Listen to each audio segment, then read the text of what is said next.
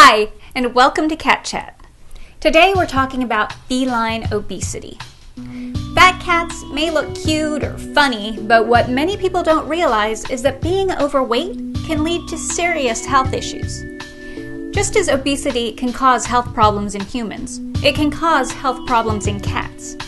Being overweight has been linked to diabetes, hepatic lipidosis, arthritis, heart failure, and renal disease in cats. You don't want them to be too skinny either, though. So how can you tell if your cat is too fat? First off, run your hands along their body. You should be able to easily feel their ribs with just a little bit of fat over them. No fat means they're too thin. If you have trouble feeling the ribs, they're too fat. Monet feels pretty good, but Tabitha, on the other hand, has some extra padding. If you look at them from above, check to see if they have a waist. Again, Monet passes the test, but Tabitha fails. Finally, check out their spine and the back of their head. Those should be well muscled and not too difficult to feel and not too bony.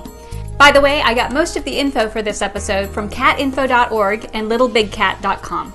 So it looks like Tabitha could stand to lose a little weight.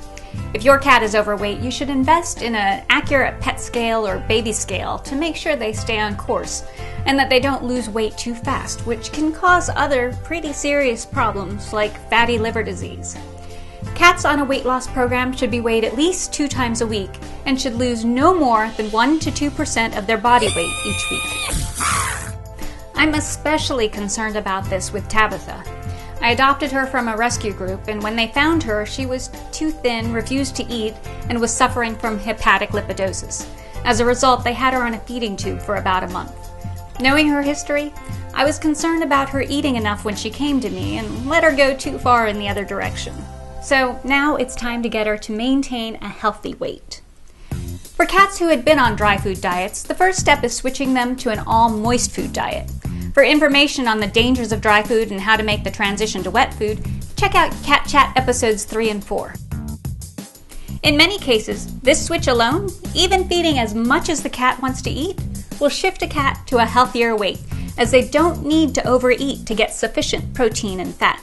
Increasing their activity level can also help them drop some of the extra weight. Heavier cats may not be as interested in playing, but keep trying different ways to get them moving.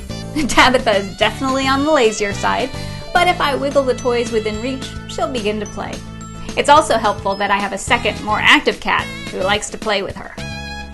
If after a few weeks of being on all moist food, Kitty isn't losing weight, it's time for portion control.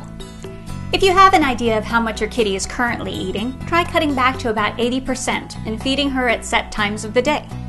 If your schedule allows for frequent, smaller meals, that can help with the weight loss. If you have no idea how much your kitty is currently eating, check out the calculation on catinfo.org under the obesity tab to figure out how much to give her each day. Remember, these are just starting numbers. Each cat's metabolism is different, so it's really important to keep track of the weight loss or gain. If your cat is losing more than 2% per week, give her more food. If there is no weight loss or even weight gain, cut back a little bit. And as your cat loses weight, adjust the 2% ceiling to reflect the new weight. Tabitha is currently weighing in at 13 pounds 10 ounces, which means she should lose no more than 4.36 ounces per week. She was recently switched to an all-moist food diet, so I'm seeing how that goes and hoping I don't have to do portion control. I have a second cat, so that can be challenging, but Monet can jump higher than Tabitha, so if it comes down to it, I can feed Monet on top of one of the cabinets where she likes to hang out, so Tabitha can't get her food. I'll be posting in the blog section of catchat.tv every few days with any food adjustments and her weight and photos so you can follow along. If you want to share your cat's progress, or if you have any other comments or tips, please post them. Make sure to check out the awesome kitty of the week so you can help them find a home. That's it for today. See you next time on Cat Chat.